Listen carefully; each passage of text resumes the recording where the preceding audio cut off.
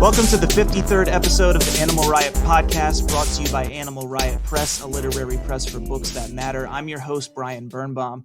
If you're new to the Animal Riot community, welcome, and you can find out more about us at animalriotpress.com. Now on to the episode, you filthy animals, with today's guests, Lee Matthew Goldberg and Marco Rafala. Did I pronounce that right, Marco? Rafala. Yeah, it's got the accent. Lee has been published in multiple languages and nominated for the 2018 Prix du Polar. Wow. You guys are making this tough on me. His first sci-fi novel, Orange City, will be published in 2021. He is the editor-in-chief and co-founder of Fringe, dedicated to publishing fiction that's outside the box. His pilots and screenplays have been finalists in Script Pipeline, Book Pipeline, Stage 32, We Screenplay, the New York Screenplay, Screencraft, and the Hollywood Screenplay contests. After graduating with an MFA from the New School, his writing has also appeared in the anthology Dirty Boulevard, The Millions, Kajabi? Kagabi? I think it's Kajibi, but I might be wrong. Kajibi. Okay. Wow. Kajibi, yeah. Really testing me here. Kajibi, the Montreal Review, the Adirondack Review, the New Plains Review, Underwood Press, Monologuing, and others. We also have with us Marco Rafala, who is a first-generation Sicilian-American novelist. There you go. I'm half Sicilian. I love it. I knew that already, but, just giving you a shout-out. Musician and writer for award-winning tabletop role-playing games. Wow, I want to talk about that. Cool. He earned his MFA in fiction from the New School as well, and is co-curator of the Guerrilla Lit reading series in New York City. Born in Middletown, Connecticut, he now lives in Brooklyn, New York. His fiction and nonfiction have appeared in the Bellevue Literary Review and Literary Hub. Oh yeah, I got something in there too. His debut novel, How Fires End, is a finalist for the 2020 Connecticut Book Awards. I just saw that. Did you just add that when you sent it to me? Yeah. Awesome. Yeah, congrats on that. And that was published with Little A, right? Yes. Am I correct? Yeah, I thought so. Yeah, that's, I had something to talk about first, but I'm actually interested. How has that been? I'm really curious about Little A, and what are your feelings on, working with Amazon and it's strange. We as a press, as Animal Riot, we have a partnership with Amazon, and it's tough. We also put our titles on Bookshop. Have you guys heard of Bookshop? Sure. Yeah. Yep. Yeah, of course. Everyone has, but me until a few weeks ago. Our new social media extraordinaire, Annie Krabbenschmidt. She's great. She told us about it, but yeah, we put it on there just in case people just refuse to use Amazon. They boycott Amazon. I personally don't have as odious sentiments with Amazon as others. It's not like I endorse some of the practices. It's just exactly. Yeah. The big picture is I see that they do. Without Amazon during COVID, we would have been in huge trouble. Like really big trouble. Mm-hmm. So it's not like they don't provide a service. Right. They do a lot for small presses. Yeah. And just society in general, they do, right. Yeah. I don't know. What are your thoughts? Well, like any giant corporation, they should pay their taxes. Yeah. Yeah. One of all of them, right? Yeah. But I've had nothing but a wonderful experience with the people who work at Little A, from my editor to the publicist to everyone who is employed there. They're wonderful people. They love books. They care about books. And yeah, I don't have anything. I had a great experience. Yeah. Were you courted, or did you court? I should say any other presses, or was that kind of like you got an offer and you were like, this is great? No. It was submitted to various publishing houses. Yeah. Yeah. So through an agent. Yeah. Cool. Well, that's good to hear. I'm glad you had a good experience. The only other person I know of who published with Little A is Jackie Gilbert. I'm not sure if you're familiar with her. Yeah, I know her. Yep, she's a friend of mine. Yeah. She read with you guys? Yeah. She's great. Cool. Yeah. Yeah. She just had a baby a little while ago. Oh, wow. Yeah. That's amazing. Yeah, I haven't heard from her in a long time. Let's talk about the reading series first. I don't know if you guys are sick of talking about this, but for our listeners, they'd probably like to know. Because, one of the things we like to talk about on here is sort of how the New York scene and how it's kind of the mecca of literary happenings and functionings in the world, pretty much. How it affects writers who don't live in New York. And we'll get to that. But, Lee, you're from New York, and Marco, you're from Connecticut. You're at least close. And yeah, yeah. So how did you guys start? I want to know, how it's affected you guys, as writers. But first, let's talk about the series, how it started, how you guys met each other, all that good stuff. Yeah, Marco and I went to the new school together, and with a few other new schoolers who were no longer a part of Guerrilla, we started this series pretty much right after we graduated. So that was, what was it, Marco? 06, I think. Yeah, I think so. Yeah, it was a way to sort of maintain that community that we had found amongst each other at the new school. We didn't want to lose that. So that was sort of why it started and how. There also was so much like doom and gloom when we graduated. It was like 3% of you will publish, and Yeah. So like, don't even bother, kind of. Did a lot of your professors say that? Or is that like, It was sort of like intimated. I mean, the new school was amazing, but I think they were realistic. And actually, probably if you look at like percentage wise, it's probably really close to that. So yeah, you guys know Garth Risk-Hallberg, of course. I studied, I took a class with him, and he looked at our professors weren't really like that. They were not as doom and gloom, but he looked at all of us and he was like, 5% of you guys are still going to be writing 5 years from now. Yeah. And I was like, I kind of loved it. I was like, yeah, I'm going to be one of them. But anyway, yeah.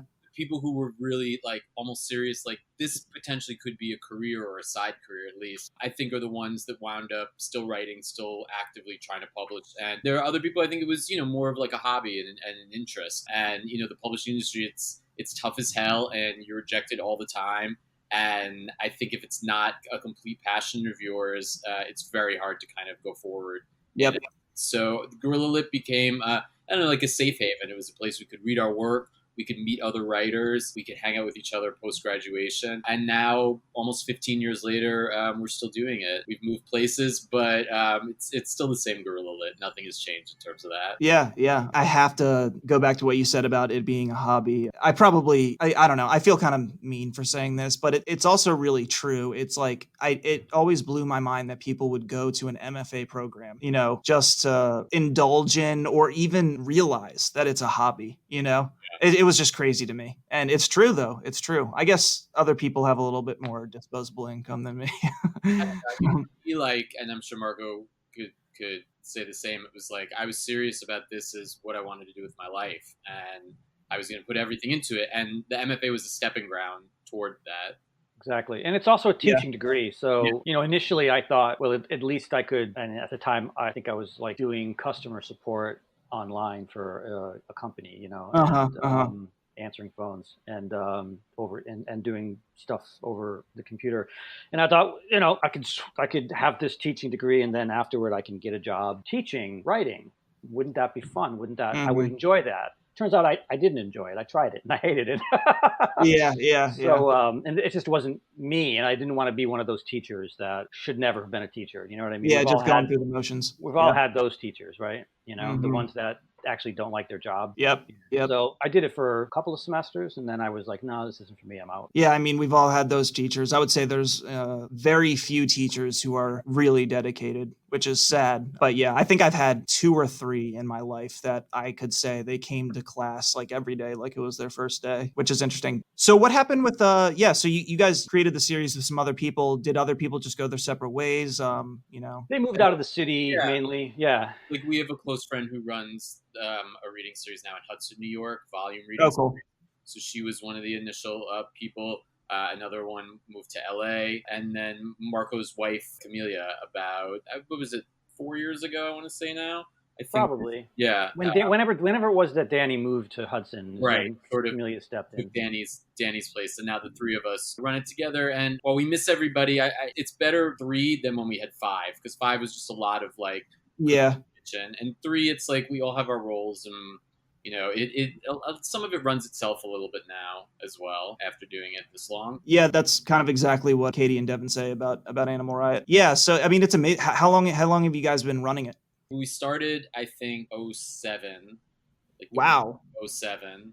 13, 14 years. That's amazing. Yeah, 13, 14 years. And we used to do it more monthly, and now we do it really like 6 times a year, certain seasons. But other than that, we never stopped doing it. It was pretty straightforward, even when we were shopping for new venues. Yeah. It was one of the few series that I read at where I felt very intimidated because, you guys had Julia there. Oh, yeah. That was a hell of a lineup. Yeah, and I was like, wow, I'm just some little like indie author, you know. It was it was great. It was a lot of fun, and I just love the setup. It's a really great place. But before we get to kind of what it's been like, you know, obviously with having to move the series online or people are doing different things, I want to talk a little, get back to what I was saying about being close to or inside of New York and how it's maybe influenced both of you as writers. And you guys can talk about, when did you decide, you know, or like, you know, realize you guys were writers and kind of connect it to that? Because a lot of, well, you know, one of the things we did on a earlier episode, we were down in Little Rock and we talked to some artists down there, and we get perspectives from people that aren't in New York and they feel a sense of disconnection in a little bit of a way. But, you know, obviously it's a little easier these days. You know, you're not putting your manuscript in an envelope and, you know, tending to your farm at the same time, you know, in Iowa. But yeah, so I don't know, start where you guys want to, but like how has New York affected the gestation of becoming a writer or, you know, even now? I mean, I think for myself, growing up here and sort of seeing New York change so much over time, I kind of became a writer with New York. So even as a little kid, it was something that I wanted to do. These days, when the weather's nice, my office is Central Park and I work outside every day. So much in New York, even if I'm not writing about it, winds up being infused into my work. And, you know, in non-COVID times, what's amazing is like throw a stone and you could see any literary reading. There's 5 or 10 sometimes every day. So it's such a culture here, and you meet so many other writers here that it really kind of makes you feel like you're included in sort of a big group, where I'm sure in other places it's not quite the same. Yeah, definitely not. I think in, you know, when we were in Little Rock, I think they mentioned like one sort of reading series that was up at the time. And we got a salon started there at some point, and obviously now it's really tough. Yeah. Yeah, it's a lot of people want to be here, but what about you, Marco? Just for a minute, I wanted to mention, because you were talking about Little Rock and the salon you set up there. There's a great reading series it's either in Little Rock or North Little Rock. I'm not sure what the geography of those two places are, but it's called the Argentia reading series. They're on hiatus. Argentia, yeah, they're on hiatus right now because of the pandemic, and the guy who runs it didn't want to do it online, so he's kind of waiting out the pandemic. But I read there; it's a wonderful place. Yeah. Did you go down for in North Rock? What's that? Did you? Katie's from Little Rock, unless you guys didn't know. No, I didn't. Yeah. Yeah. That's why we did the podcast there. Did you read for the novel? Is that when you were down there? Yes, it was part of the book tour. Yeah. I mean, you know, I'm jumping a little bit here, but like, what has it been like? I mean, obviously the book tour was probably over before this happened, or was it still going on? No, it was still going on. I had a bunch of dates, and you did, yeah. Right around. Yeah. I guess it came out in late last year, so yeah. I mean, yeah, it came out October 2019. So, and I pretty much went out promoting it right out of the gate. I think right around March is when all my events started canceling because of the pandemic, and most of them didn't attempt to do like an online version because I don't think anybody really knew back then how long this was going to last and what was happening. I was supposed to be in a bunch of book festivals and stuff that all got canceled, and so, but you know, rightly so, it should have been canceled. I didn't want to go anywhere and get sick. But back to New York. I kind of always in the back of my head wanted to live in New York City. I was in a band when I was younger, and we used to come into the city all the time. And when you're like 18 years old, driving into the city in a band at night, you know, and playing at a dingy club, it's just, I don't know, it's just like I wanted to be there at some point. I loved it made me feel alive in a way that I didn't feel alive in Connecticut or in other places. And I was always looking for a way to express myself. And at first I tried through music, and that was just sort of the wrong medium for me. And I had gone to college. I'd gotten a BA in English with a concentration in creative writing. So the transition from music to writing wasn't really strange to me. I've always been like a bookworm. I was always reading books, or even when I was in the back of the van, we were driving somewhere to a gig, and if it was in the middle of the night, I had a flashlight and I was reading a book. So when I decided I was going to get an MFA, that's when I thought that was my reason to go to New York. I had no intention of leaving when I moved, and I still don't, even with the craziness going on here. Yeah, I love it. That's good. I think you're making the right call. Eventually things will get better, but it's just amazing to me that, you know, being in New York, it's like you can see places and touch places where some of your favorite writers, or, you know, some of the things you've read about have actually taken place. I think it's like even more than, you know, the ability to network. Right. It's an inspiring place. It changes you. It changes your perspective on your work and what you bring to the table, you know, and then just meeting other aspiring writers, other artists, musicians, just with being out in this community, this huge community where so many things are happening, it's wonderful. It changes you in a good way. Mm-hmm. Well, so, now, with the pandemic going on, it's almost like New York has been turned into, I don't want to say just another city, but in terms of proximity, it's almost kind of like being remote from New York itself, in a way. Yeah. So I guess it's almost like you've been given the opportunity to see what it's like not to live in New York and be a part of that community, which, by the way, I wanted to mention is it's amazing, the consistency, and it's synonymous when you ask someone, why did they start a reading series? Why do they do this and that? It's like, you always get that answer. It's like community. You want to be around other writers. You want to be inspired by other writers. That's why we started this press. It's why we started Animal Riot, everything like that. But anyway, how are you guys staying sane? And I don't mean that just in the general, generic sense, the whole, I mean, it's kind of cliche at this point. We're all kind of going crazy or, whatever. But I mean, just specifically with writing, it's affected everyone so uniquely. Some of my friends have been able to write furiously and just, they've just been dynamic, and some people just are sorely lacking whatever inspiration they need from community or, being in contact with the world. So yeah, I mean, how's it affected both of you guys? I mean, for me, especially at the beginning, like that first month when I didn't really leave my apartment except to go up to the roof, basically, I was just writing a storm. Like I was halfway into a book that I had started, and it became, I don't know, a way to like shut off from the rest of the world when I really needed to. So I was writing more than I ever had before. I would write every day for like 5 hours, and I finished the book. So, I mean, it's not like thanks COVID, but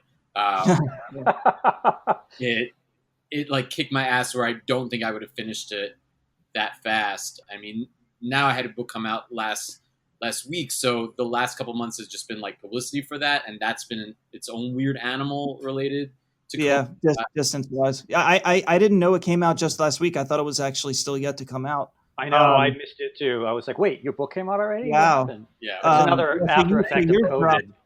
Yeah, yours dropped right. I mean, somewhat not right in the middle. Like, it wasn't in March, but still, it's like, it's not like you're going out and doing readings right now. No, I mean, I've gotten a lot of like essays and stuff like that, and I'm doing a ton of podcasts, and I'm spending a lot of money for a publicist that hopefully will get me like gigs into September, October. But yeah, I mean, I had a launch and it was on Zoom. Like it was fine, but yep, that's what we're doing too for David Hollander's book. Yeah, but it's not quite like, you have a party and you actually see all your friends and family, and like for each one of my books, I've gotten a cake and like had the cover on the cake, but nobody needs to play a violin for me, Yeah, well, I mean, but also people buy books at those events, On Zoom, it's not, I feel like there's a little bit of a disconnect between looking at someone on a screen and then going to another tab and buying it on Amazon or something, I think people who go to an event, they also feel like they have to buy the book. Yes, exactly. No one can tell. You can, no, yeah, exactly. Yeah, you can't leave without it. So yeah, look, I'm sure it's hurt sales, but then I don't know, my concept of the publishing industry and what I'm looking for from each book has vastly shifted as well. So I'm more interested in like kind of channeling it into a Hollywood kind of concept where, can I get it to the right people there? Can I turn it into potentially a TV series? And sales are kind of sales. So I'm starting to move away from like worrying about that so much. It is kind of what it is. That's really interesting. I've, for the first time in the last couple months, thought about the idea of writing a script, like, so like a show or something. Yeah.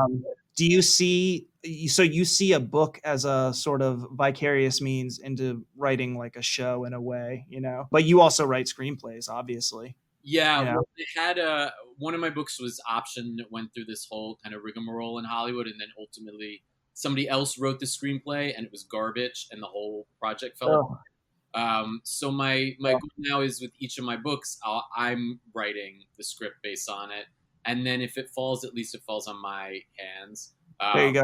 That's sort of my goal sort of from here on out. And I go out to LA and I've met a bunch of people sort of in the industry, and this one has a little bit of interest so far. So I think with Hollywood, it's very different than publishing right now. It's like they're actively looking at a lot of things, potentially film, and especially it's almost a euphemism what you just said.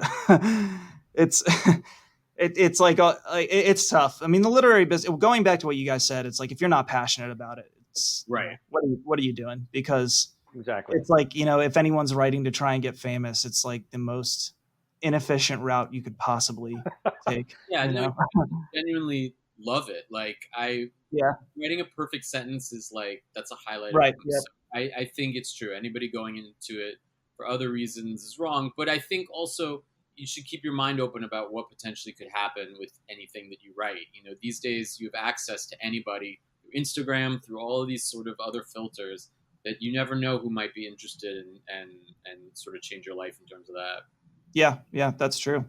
That's true. Yeah. So how about you, Marco? How's COVID affected your writing? So COVID hit while I was still in book promotion mode, and I'm not the most. Lee will know this definitely. I'm not the most social animal on the planet. No. Mhm. So it really took a lot for me to do those events, to put myself out there, to talk about my book, to be, and it's different than being in a band on stage, right? Because when you're in a band, I played guitar, I played mandolin, I didn't have to speak. I just was Yep. up there with a bunch of other people, and I could just sort of, meld into this mass of what this band is about, And when it's you and a book, it's just you and a book and the other person who's interviewing you or talking to you or whatever. And there's an audience there. And I'm a slow writer, so nobody wants to wait an hour for me to figure out how to articulate myself verbally. So it took a lot out of me to do those events, but I found that I was enjoying them, and I was definitely enjoying the travel aspect of it, just being out and like getting on a train, going somewhere, getting on a plane, going somewhere. And it reminded me of, being in a band when I was younger and being on the road. So when COVID hit and my events started canceling, for a while I was just in my apartment, like, I don't know what to do with myself, because I was in this socialized mode. I was sort of hyperactively socialized, and like now I had nothing to do but look at my screen. So I could not write for weeks. I had to sort of shift gears and okay, now I'm just going to be a homebody again. I'm not going to see anyone. So I eventually got back into working on it. I'm slower than, I do write slowly, and now I'm finding myself writing even slower, essentially because my mom had COVID. So it turned Yeah. my spring and summer into this harrowing ordeal. I Yeah. couldn't go see her because she's in Connecticut. She was in quarantine. And, she almost died, and then she made it, but then she was still sick for months, and then she's finally COVID free. So, but the damage is done. Like Wow. the damage to her cognitive abilities and everything else is really tore a hole right through. I don't understand how a respiratory disease can affect your cognitive abilities, but wow, that's so all of that stuff has been on my mind while I've been trying to work on my next book. So it's slowed me down sort of exponentially, but I'm still plugging away, Yeah. I mean, that's it's amazing that you've even been able to write it all. That's that's what my wife keeps telling me when I'm hard on myself, like, oh, I only got a page today, and she's like, that's a win under these circumstances. I was going to ask you if you're beating yourself up at all. But, I always do anyway, but I'm doing it a little more. And I know it's not fair, but that's fair to myself, but that's just, I don't know where that comes from, but it's incredibly difficult. I haven't known too many people who have been affected by it. You're one of the first people, in my firsthand circle that I've talked to firsthand. I don't know. For some people, it's a way to escape. Obviously, writing is not therapy. It's not. You're working on something that you're trying to put out to the world. You could. Obviously, sometimes people write about the things that are affecting them, but most of the time, not while it's happening. Certainly. Right. So, yeah. Wow. Well, at least you guys are getting something done, and one of you is getting a lot done prolifically. Lee is the most prolific of all of my writer friends. He's the most prolific. Most prolific. Yeah. There's always. I wish I had whatever it is that he has, where he just like pounds out a book. I used to be that person. I used to write like 3,000 words a day or more. That's good. Yeah, it's changed a lot. I can still pump out a lot, but yeah, I'm that person among our friends. I'm the one who pumps out words. I've written like 4 novels or 5 novels and started like 15, and I just write into something and I'm like, oh, that sucks. And just like, I'm done with it. Or like, or I finish something and I'm like, is it worth it? And then I came up with one novel. That was the one where I was like, yeah, this is the one I'm going to see through, But But anyway, it's tough these days, that's for sure.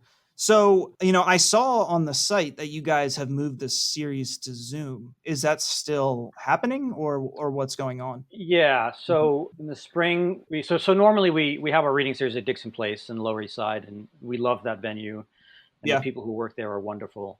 But they've been closed, like everything else has been closed. So our fall season is going to be on Zoom again. I don't know what's happening at Dixon Place right now. I haven't been able to speak to anyone there. Oh, really? Still? Yeah, so I hope they're okay. I hope they're doing okay. I know they're still looking for donations for people to, donate to them so that they could get through this period of being closed, because they're a wonderful theater, a wonderful lounge space with a bar. I mean, it's a gorgeous, friendly atmosphere. So I don't know what our fall season will look like, whether we'll be affiliated with them or not, and what they can, what they can bring to the table in terms of being our partner or us being partnered with them. Mhm. Because I haven't been able to get a hold of anyone, and September is coming up pretty Wow, fast. that's not a So good sign. yeah, I don't know. We'll see what happens. I do I'm hope they sure weather this. I'm sure they're going through a lot. And so, the reading series is probably, unfortunately, not, on the top of their mind. Yeah, Exactly. there's Yeah. a Yeah. million series that are there. There's a theater. It's a Yeah. giant venue. Mhm. And they're a nonprofit organization, Right. so Right. That's right. I yeah, remember that. Right. yeah, they do a lot of great stuff. So Uh-huh. I really hope when we get to the other side of this thing that they're still there. They're Yeah. still They've been able there to since the '80s. yeah, like 30 years. Yeah. And were you guys there in 2007 when you started? No, we were in Bar and A, I think. We were in Bar and A, and then we were at Jimmy's Number 43 for a hot minute. Yeah. Our least favorite of the places. Who cares if Jimmy's listening? And Dixon Place has honestly been the best. Yeah. They've been the most professional. It's not loud where you're competing with like drunk people like some of the other ones were. Yeah, like ours. I don't remember that at yours though. It's not. It ebbs and flows. There's some nights where I got to go back there and be like, shut the hell up, and some nights it's just okay. It's a crapshoot. Yeah, I had a great experience there when I read. Yeah. We try to do our best. If there's a couple of people or a group of people being assholes, we try to tell them they're being assholes. Right. Yeah. At Bar and A, we had that problem in spades all the time. Yeah. The noisy regulars not being respectful. So when they closed, it was kind of like a blessing for us. Like, okay. I see. Yeah. Yeah. Yeah. We went It to allows you to Jimmy's. break up. Yeah. I think we've been at Dixon for about 4 years. Yeah. I want to say, and doing it spring and fall, also just for ourselves, I think has been better because the winter months usually were hard for people to show up, and then the summer people are away. So we found, spring and fall really has been the best. And doing it on Zoom, like it was really good. I mean, it was not being in person, but I personally was very surprised at how well it wound up turning out. I mean, I was worried about two things when we transitioned to having those series virtually. One was, oh my God, is anybody going to come? Yeah. Uh-huh. And then the other was all these Zoom bombing things that I kept reading about, where people would hack into your thing and drop it and flash you. Do or say something completely inappropriate. Like show porn on the screen or whatever. And I went to a couple of Zoom readings where things like that happened. Oh my God! And I was like, God, please don't let this happen to ours. And now nobody has time for that. Yeah. So when we did it, we tried our best to sort of minimize people who would have trolls. Essentially, we tried to minimize their access. And we never got trolled by a Zoom bomber, and our attendance was great. Yeah, I think there were some. We honestly had more people than we would have if it was a in-person event. Yeah, because we were getting people from other states. Yes. Yeah. Who knew the readers that were reading and jumped online because they could. Yeah. I think also it was because we did it March, April, and May, so we're early into the pandemic. Right. People were really stuck at home. I know for myself, like I just did a Zoom launch last week. Like I'm over Zoom, and personally attending events, and like it's just gotten old for me. So I wonder in the fall if we'll still have that kind of. I hope we do. But it's not the same. I think people really needed things like that in the early months of this. Yeah, they were definitely stir crazy back then. Yeah. I know I was. Yeah. Yeah, no, me too. I mean, Yeah, I mean, I miss taking the subway and going into Manhattan because I live in Brooklyn. have you And have you been in Manhattan yet? no, Really? no, I have not. I am not taking the train, man. I Not have going to not do taken it. the train either, but Not until there's a vaccine. No way. I've taken I the ferry to Brooklyn and to Queens and stuff like that. Oh, okay. I saw there was an article. I think it came out with Time. I'm not sure.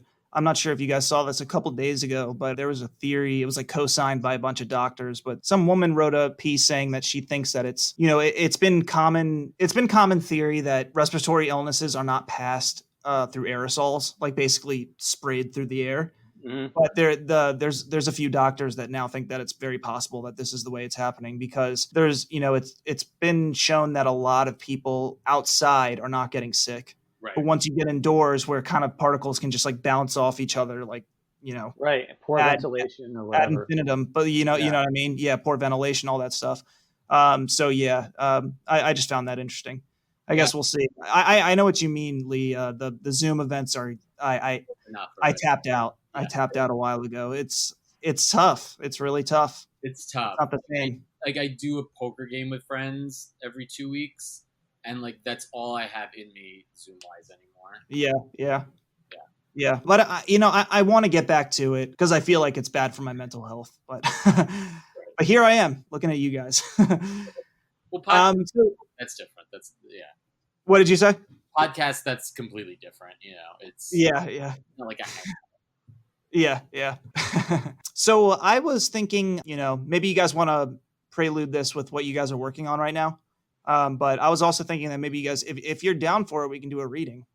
Oh, sure. I should have said something before. Yeah. I know. I should have prepared you guys. But like I said, we can cut this. You can ruffle through some pages or whatever you want right now. Sure. I could do the prologue. It's short. It's like two pages. Yeah, that sounds great. I mean, if you want to go, however long you want to go, if you want to go 5 or 10 minutes, that's fine with me too. It's Okay. it's up to you. Yes, Keep it's it probably short if you like want. it's probably like a 6-minute piece. Okay, cool. Perfect. While he's reading, I'll find a 2-minute piece. You'll find something. Okay. Yeah.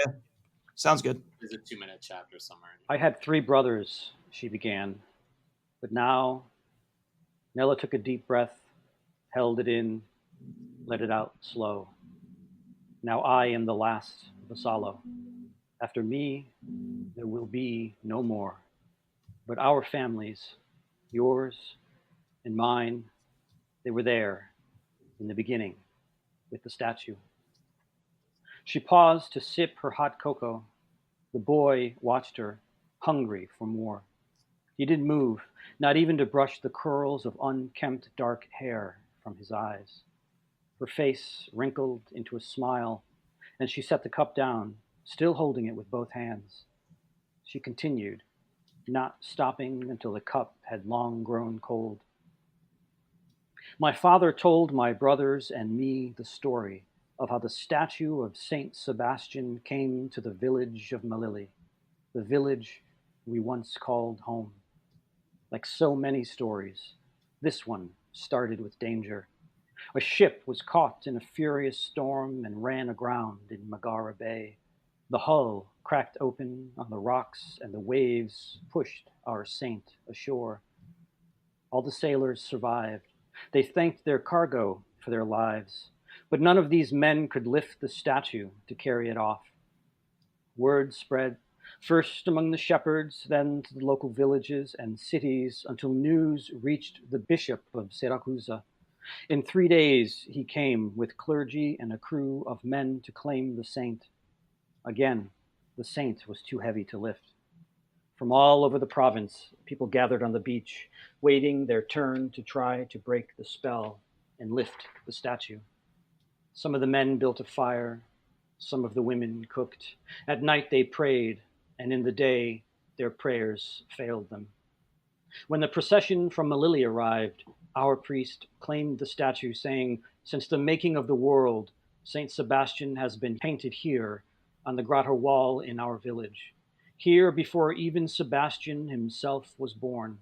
This is Melilli, the martyr Sebastian, tied to a tree and porcupined with Roman arrows." Then our men raised the statue on a wooden pallet, and placed the poles upon their shoulders, and a great cheer went up among them as all the clergy prayed and made the sign of the cross. E chiamamolo paesano, they shouted. Prima Dio e San Mastiano. He is one of our own, first God, and then Saint Sebastian. Another cheer seized the men, and they carried the saint home. Our ancestors, a Vassallo and a Morello, among the bearers. Our families held hands and sang together, bringing their patron saint home to Melilli. In the piazza, on the ridge overlooking the bay, their knees buckled. The men cried out. A force had suddenly burdened them with a weight they could no longer carry.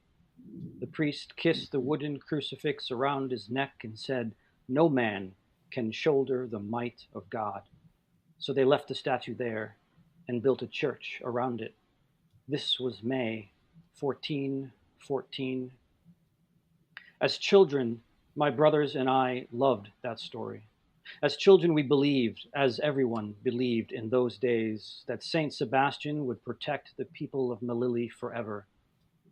When earthquakes destroyed much of our village, it was by his glory our families lived to marvel, the statue unharmed among the ruins. Etna erupted. We prayed to him, and our homes were spared. He saw us through all the wars and years of unrest and revolt in our history. Saint Sebastian always keeps us safe. He will always keep us safe.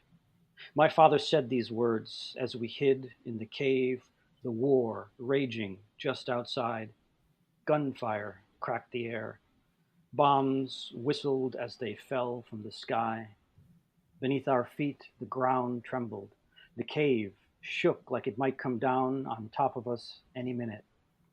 In the back, our mother prayed her rosary before the ancient painting of the saint on the cave wall.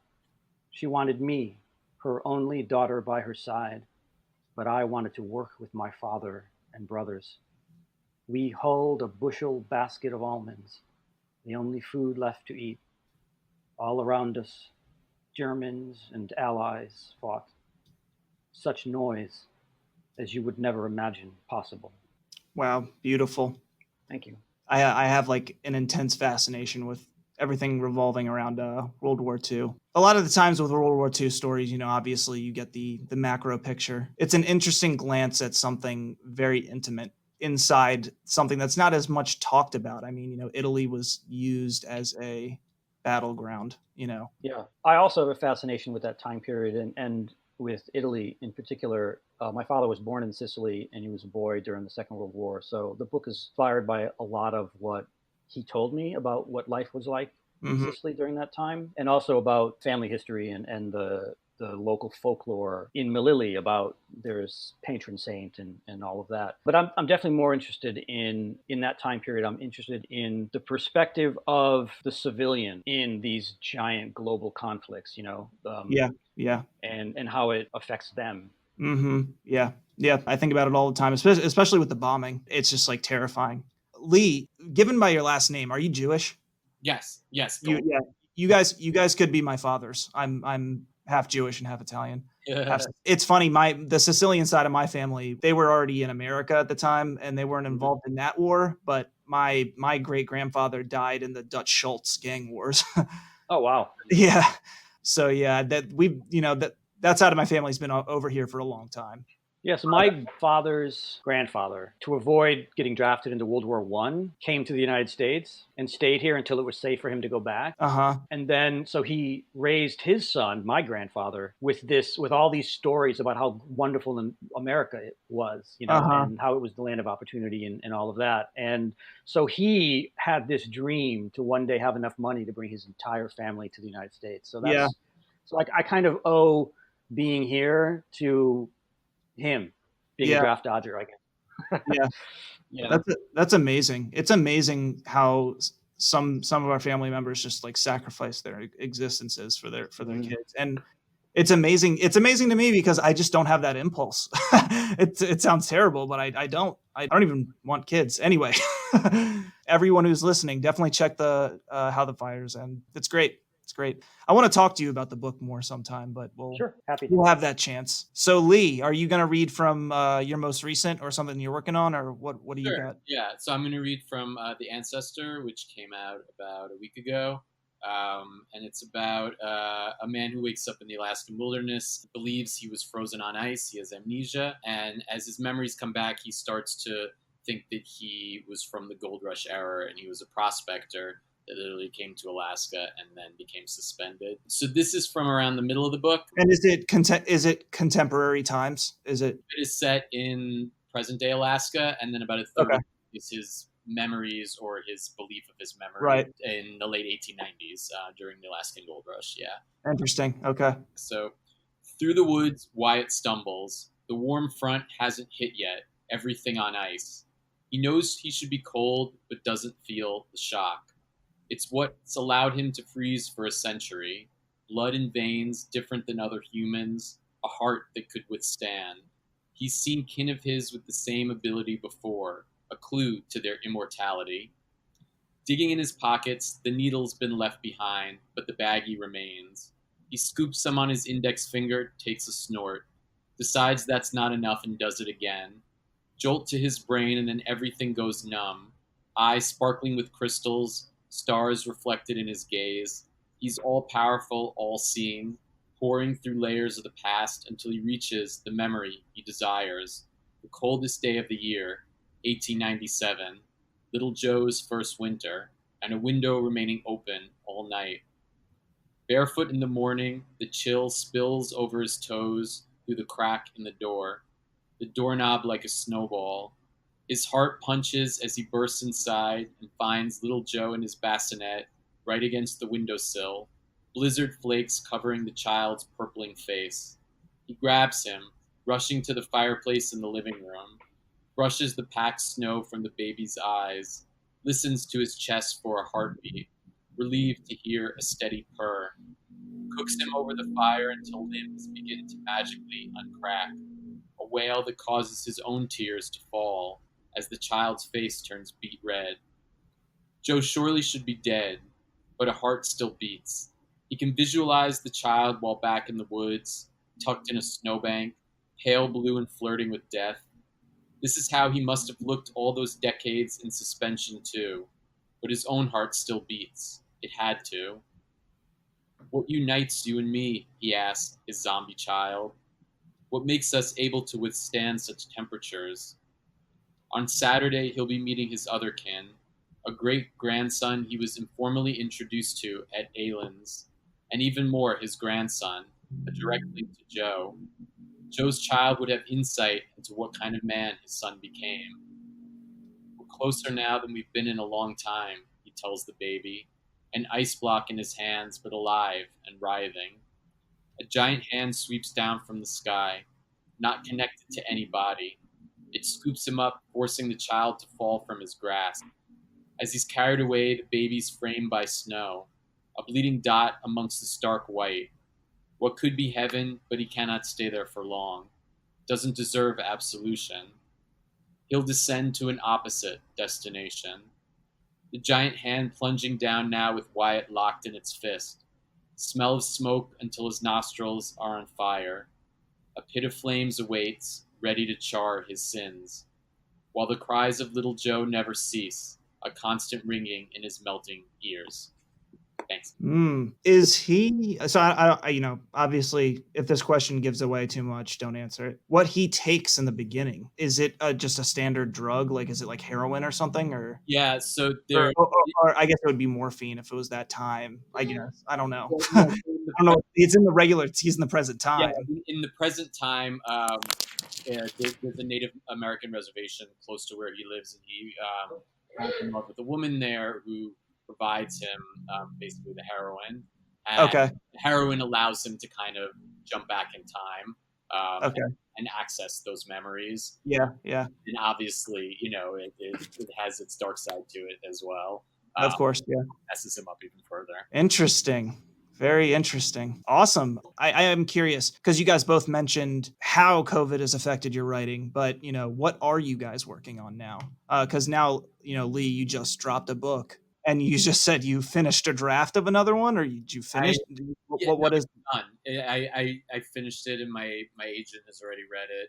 Wow. We're maybe getting it ready to send it out in the fall. I don't kind of deciding if that's the right time necessarily with like everything else going on. But yeah, it's called The Great Gimmelmans, and it's about a Jewish family in the 1980s who lose all their money in the stock market and become bank robbers out of their RV, which is the one thing that hasn't been repoed. Is it after the 87 crash or something? Yep, exactly. Yeah, Black Monday. And after Black Monday, and they become notorious bank robbers and steal. Oh my God, I need to read this. Country. So there's a lot of fun to write, and it has a lot of kind of. I've never really written too much about being Jewish and just kind of all of that. The grandmother is Orthodox, so like there's a lot of my own family kind of heritage in the book as well. So it was a really fun one to write. Yeah, you can go back to the bar mitzvah days. Yeah, and in 1987 I was 8, 9. Remembered enough of it that I was able to like they go to a Tiffany concert at one part in the book. When they're being chased by the police, and they hide out in a Tiffany concert in a mall. That's great. That's great. Different from the one that I just read from. Yeah. My bar mitzvah was in 2001, I believe. Okay.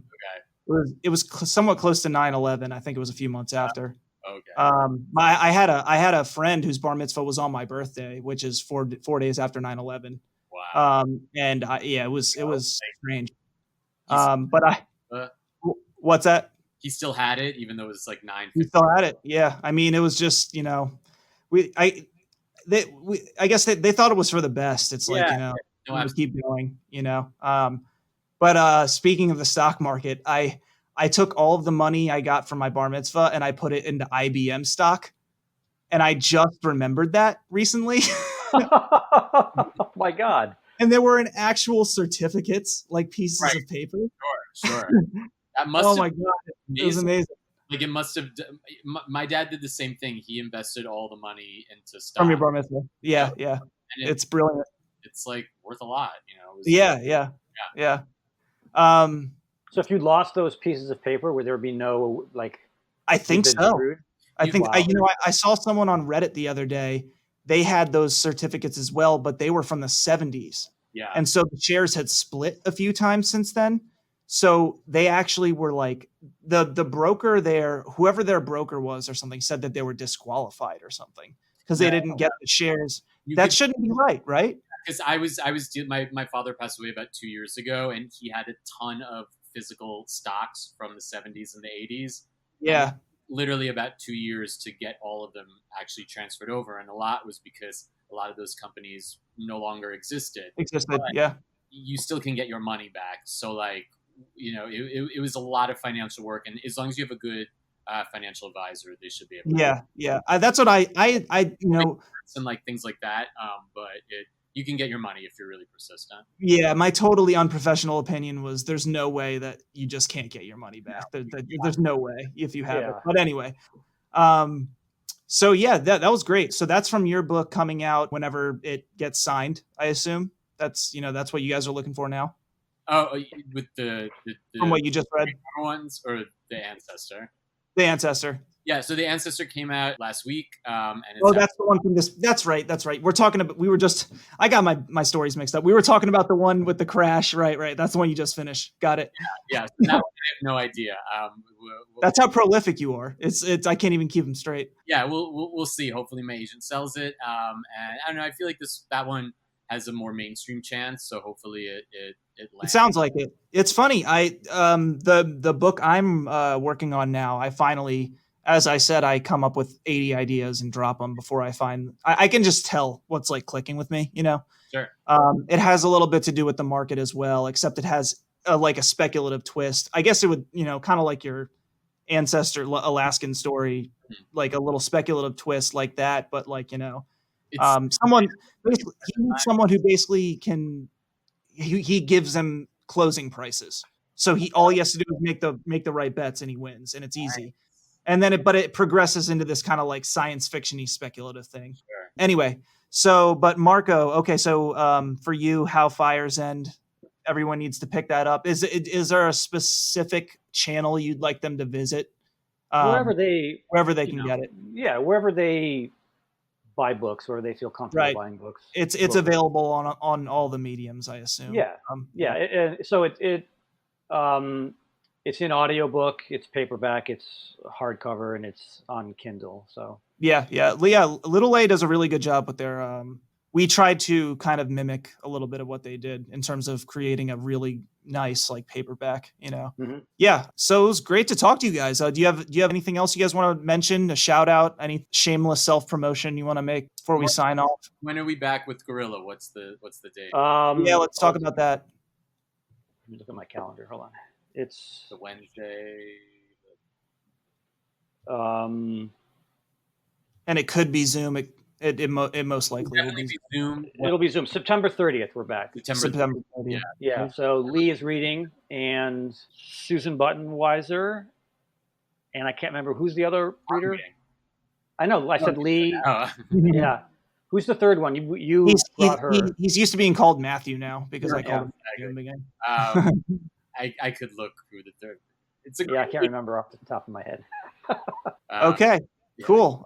You know what? Maybe. I'm going to try and mark that down because I need to get back involved, even though I'm going to be forced to. We got David's book launch coming up on the 11th, and then a couple events for him. But people can follow Guerrilla Lit on Twitter, Instagram, or Facebook, and they'll see the announcements for when the September 30th event is coming up and how they can join the Zoom event for that. And I'm doing a virtual event on September 11th at noon. Double header. I love it. It's the fall for the book festival. So it's in Fairfax, Virginia. I was supposed to be there in person, but I did there last year. Yeah, I read at the fall for the book festival. Yeah. It was a lot of fun. Yeah. It was on what was it? George Mason's campus? That doesn't sound right. It was in Virginia, so Fairfax, Virginia, I think. Fairfax, yeah. But yeah, that should be fun. I'll be interested to see what it's like on Zoom. That's cool. Okay, cool. Lee, you got anything else you wanna do? I'll be doing a bunch of podcasts and things like that. You can just go to my website at leematthewgoldberg.com and check for things that are upcoming in September, October. Cool. And any publishers out there, sign your book. That's the next goal. Yes. Give us all the money. I'm definitely interested in that one because I'm one of the few, I don't know. There's not many writers out there that are interested in the stock market. So, or like business and stuff. So like that's very appealing to me. I really wanted to write about the 80s and listen to a bunch of 80s while I was writing it. So that's a great decade to write a market sort of bank robber book. I mean, like the 80s is kind of when the market first became sort of like this like casino almost. Sure. It's going to be set during the Great Depression from the others, and I started doing the research, and I was like, let me just do the 80s. That's hilarious. Yeah, that's a good lesson for all the young budding writers out there. Write what's fun. If the research gets boring, just don't do it.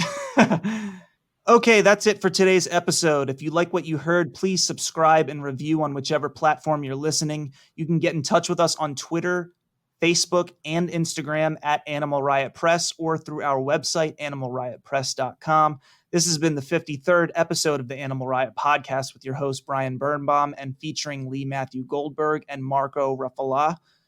Transcripts for our deaf and hard of hearing animals are provided by Jonathan Kay. The episode was edited by our podcast assistant, Dylan Thomas, and were produced by Katie Rainey, without whom we would be merely 3 of Shakespeare's 1,000 monkeys banging on a typewriter. See you later, you filthy animals.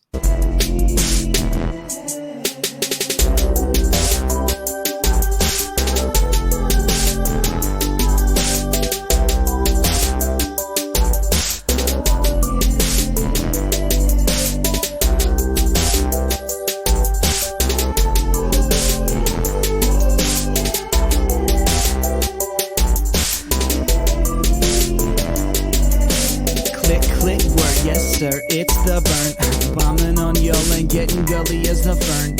I don't know much about Lee.